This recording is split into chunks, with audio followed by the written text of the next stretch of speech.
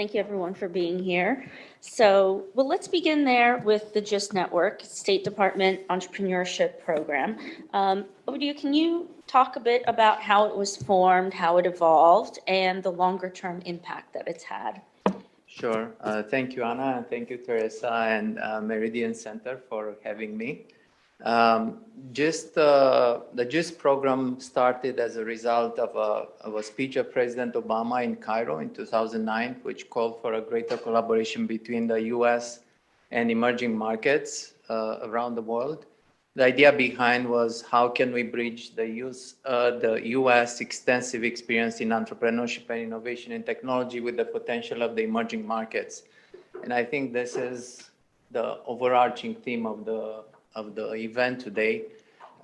So as a result of that speech, Congress approved $5 million to launch a specific initiative, and State Department got the allocation, and CRDF Global got the implementation of the program. I was hired to specifically design the entire initiative, recruit partners across, initially there were 44 countries, then expanded to 54. When I completed my work, there were 80 countries. As we speak now, there are 135 countries. So in terms of this specific initiative, what was critical, which I think is very important to underline, is we focused everything on the entrepreneurs in these countries, partnering with local organizations who also support entrepreneurs and find the most promising, talented entrepreneurs that countries in Africa, Middle East, Turkey, and Southeast Asia have, and organize a very consistent system of support behind them. When I say support, I mean very practical training, mentorship, access to funding opportunities, and also introductions to potential investors. I call it like the entrepreneurship equation, where you have selection of entrepreneurs, selection of mentors, investors, and everyone with expertise, and then process. If you miss any of these parts of the equation, you're off. But if you get it right, then all the support, all the resources you have is very centered on those specific leaders and young entrepreneurs that can help transform their countries. And in the end, it is important for every country to have examples of local success. Until we are able to find those local examples and nurture them and promote them across all the countries that we are working with, people will still go for the more traditional jobs. And number-wise, $5 million for the program supported entrepreneurs who created 2,000 jobs. They raised $32 million in funding from risk capital and created more than $300 million yearly revenue from Senegal to Indonesia. So we had a very broad geographic scope for the program.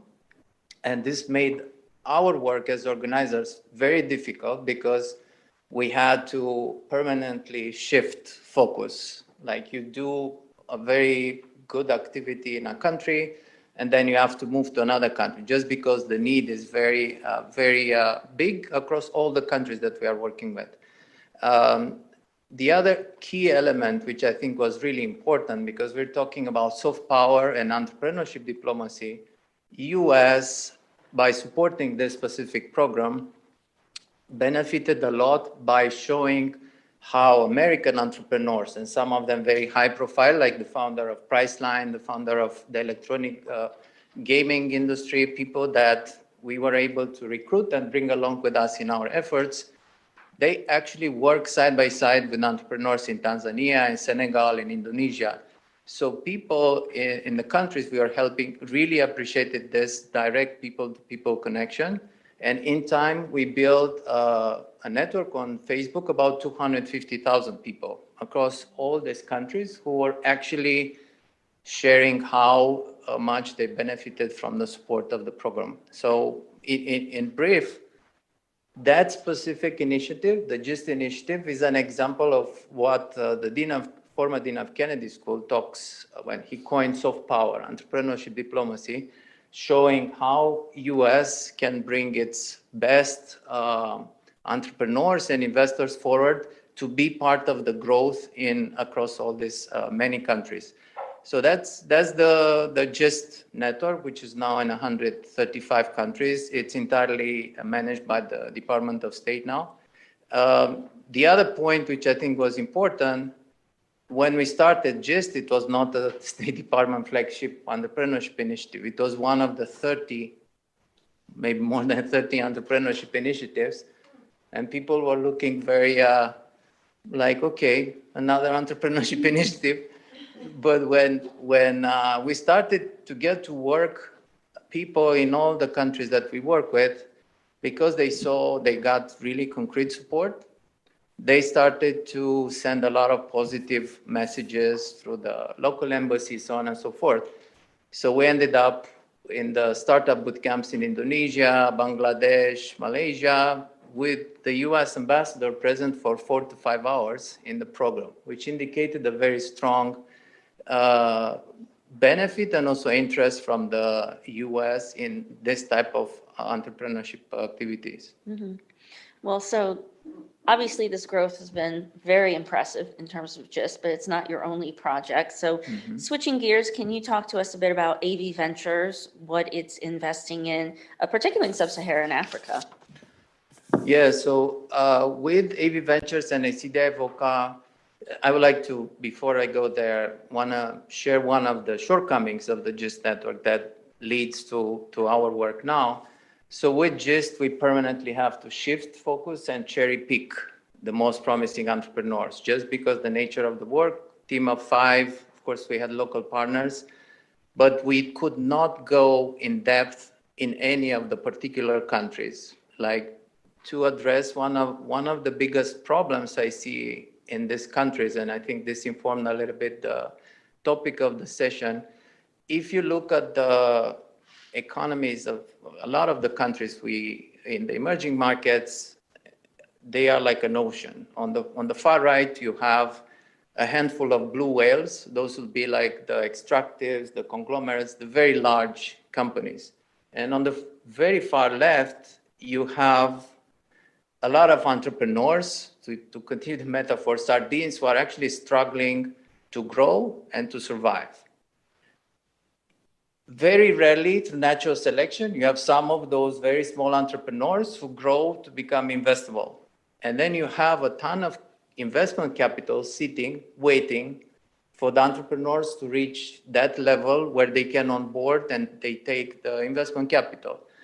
So one of the issues I see with the entire economic transformation in Africa and other parts of the world, we need to really work on the missing middle, which is actually fueling and supporting idea stage and early stage entrepreneurs to become, to grow and also launch more scalable ventures. This is a second major problem. And with AV Ventures, this is what we are doing. We are actually by partnering with institutions like DFC and US Department of Agriculture and also USAID, we are going in few specific countries, and we are working at a much more granular level to build the entrepreneurial ecosystem in those countries, which means we specialize in few specific industries like agriculture, climate adaptation, access to finance,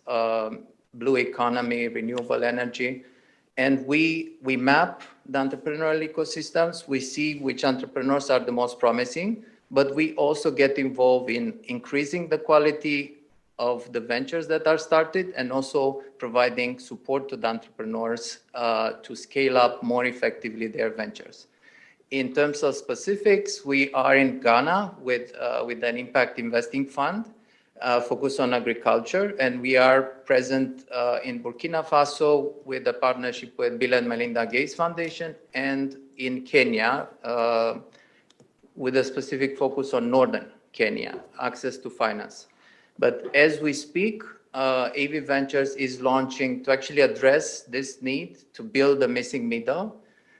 We are launching a new fund called AVAS to focus on 6 countries. It's a 60 million impact investing fund. and a 6 million technical assistance facility. It focused on Ghana, Burkina Faso, Kenya, Tanzania, Zambia, and Mozambique. So for these countries, we'll be looking for the next 5 to 10 years to really go at a much more granular level to find those entrepreneurs, provide a very substantive support system behind. Things I wish I could have done on GIST, but because the focus was so broad, we had to permanently shift focus. Now we have the opportunity to focus on few countries where we can later on scale up, because once we build a pipeline of scalable entrepreneurial ventures, capital will be available. There's a lot of capital interested to invest in Africa, but it's not deployed because everyone is waiting for the entrepreneurs to become investable. No one is doing the earlier work, which is, to be frank, very hard work. Right, right. Now, a more general topic, can you talk about why entrepreneurial engagement is so impactful when balanced against other types of government support and through more traditional programs? How is that balance? So what I realized working in many countries is we need to provide a vehicle, like an initiative, like that would allow people to see that there is a certain direction that the country is going. And by building this type of initiatives, you will see a lot of people recognizing that this is a good effort of the government, maybe in partnerships with donors, with funders. If it has really a good vision, and it also excellent implementation in terms of the standards of execution, how you select the entrepreneurs, how you select the mentors. So it needs to be impeccable in execution. People will start to come along and support that type of effort. And I think this is really critical, because as you start working, you can focus very quickly on finding the most promising of them that are closest to success. You put a lot of support behind them while you nurture generation next. So you have a pipeline that you are building for the year 2, year 3, year 4. But what I've seen a lot in a lot of these countries, and the attention of everyone is on the big deals, only infrastructure, the things that you can point, they're very visible. Until we address the software part of it, how we find those dynamic forces in each one of these economies, and put all the support and societal recognition and financial and technical behind them, we will struggle to generate the amount of jobs we need to create. If you look at Kenya, for example, they graduate about 1 million fresh graduates every year. Only 500,000 get jobs. So every year you add about 500,000 new unemployed. Where will the jobs come from? It won't come from the blue whales, from the extractives. We need to find those ventures that are scalable, that can create more jobs for the youth in Africa and beyond. And I think, obviously, I deeply believe that conflicts are driven by lack of access to economic opportunities. By addressing this and creating economic opportunities, we'll have a different conversation also on the diplomatic level between countries. Yeah, and I know that that's something we'll be exploring throughout the day in terms of workforce balances, especially in the developed and developing world. Now, you're a busy man. You're also starting another exciting project. Can you tell us a little bit more about that? Sure. So, two interesting projects. One is, it's not yet public, but I want to talk broadly about it. We'll be part of a large MCC project for Mozambique to support the blue economy on the Zambezia region. And I think that's important because it connects our conversation today of how you go from government to government agreement to actually supporting the entrepreneurs that are at the grassroots level. So with that specific program, we'll partner closely with ProAzul and BioFund to support the intersection between blue economy and also coastal resilience for Zambezia, for Mozambique.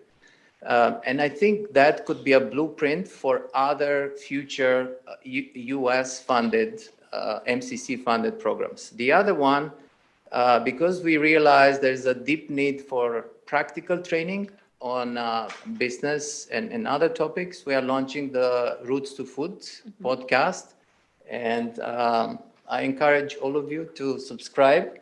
So we launched a podcast yesterday on both Apple, Podbean, and we launched it overnight or so on Spotify, with the specific mission two mission. One is to support the African entrepreneurs in actually accessing ideas about new scalable agriculture-focused technologies. Second is actually providing practical business insights and management and financial insights so that they know how to best scale their ventures. And third, build a community of support around them so they can get more courage and hope in starting their ventures. So this will focus on Sub-Saharan Africa, but we would also like to inform the US audience and also Western Europe and global audience about the potential that Africa has in terms of entrepreneurship. Mm-hmm. Well, and it's nice to talk about food and agriculture because all we hear is the negative nowadays because there are so many hungry people. And now this will be a great project to kind of have a more diverse conversation. I know we only have a few minutes left, so we're going to open the floor up to any questions that the audience might have. And there's a microphone there. We've got 1 and 2, yes. Good morning. It's on? The mic is on? Good morning. Thank you so much for the opportunity. Roby Kakonge, Uganda's ambassador to the US, and I'm particularly interested in what can be done for Uganda. How do we get on this page? Because we've got 70% of our population is under 30 years old. And we also have a particular situation where we host nearly 2 million refugees. And we've seen the impact in terms of climate change and other things. There's a shift. And Uganda was voted among the most entrepreneurial. Like the entrepreneurship in Uganda is natural. Everybody's selling something, food, this, but how do we make it into, how do we make it more successful? Mm-hmm. And then also, where does the AGOA, how can AGOA come into this equation? Thank you so much, Your Excellency. I did work with entrepreneurs from Uganda with the GIST network and the previous projects I've done. So with the new projects that we are launching, the new fund for AV Ventures, while we do have a key number of countries, the 6 ones I mentioned as primary countries of focus, we do have the countries nearby them, like Rwanda and Uganda and Cote d'Ivoire on West Africa as potential also sources for investment opportunities. So for our vision of development, we started with Ghana and Kenya. Now with the new fund, we are expanding with a few more countries. And I know for sure that there will be opportunities to expand the focus of our both of the investment as well as the more technical capacity building projects that ACDI, VOCA, and AV Ventures are doing. So what I would suggest is actually having a conversation and understanding what type of organizations might be interested in Uganda as a way to show how we can help out. The technical assistance facility, for example, the way we envision it, the 6 million one, we want, and I want to design it, to build tools that can be easily shareable all across the continent. And this is one example. But we want to do more. We want to see what sort of entrepreneurial education we can provide. And we will work for channels to distribute this type of practical insight across all the countries in Africa. It's once you have the insights and the knowledge, you can easily share it. So we are looking at the development in stages, and we'll make everything we have available to everyone who is interested in learning more to do more for their community. We have time for just one more question. There's a gentleman in the back. Hi, I commend you on what you're doing. My name is Charles Sharp. I'm with the Black Emergency Managers Association International, and looking at workforce development. and I'm not going against any NDAs by talking about what I'm about to talk about, but when you look at, we view climate change has created an entire new industry. Mhm. And the kids starting from preschool, elementary to K-12 level, that's the workforce we have to go for now. And getting them into STEM type projects to get that problem solving capability. Because the answers are there for all the problems, and you're addressing food, roots to food. So food insecurity is a global issue, not just Africa, any South to South nation, and even here in the U.S. And we need to get our kids involved. When you look at crime and corruption, they're watching us and what we're doing. So I just wanted to commend you for what you're doing, and I'll be looking into your organization a little bit more to look at that, because the kids globally need Putting me in a lot of direction. nervous spot. I'm just kidding. Yeah. Thank you. I'm just kidding. I'm just kidding. I think that's a great point to end it on, because I think there wasn't much of a question. It was more just commending the work. No, that's a perfect note to end it on. I And can, yes, briefly. So a few days ago, I learned about there's a new area of focus for impact investing, which is called child lens investing. So when you design the specific activities that you're doing for the fund, you have to keep in mind how everything that you do will impact the lives of children now. The second part on the STEM, I think there will be opportunities to go direct to help kids with STEM education, and also entrepreneurs in Kenya, for example, check Eneza Education. They started a company to provide support to kids who are dropouts from the slums in Kenya by using mobile technology. So where I see our entrepreneurs can see the problems we have in the society, and they can design the right type of solutions to start solving them. Great. Thank you. Thank you, Ovidiu. That was. Thank you, Anna. Thank you, Meridian, for hosting us. Of course. Thank you, Teresa. Of course.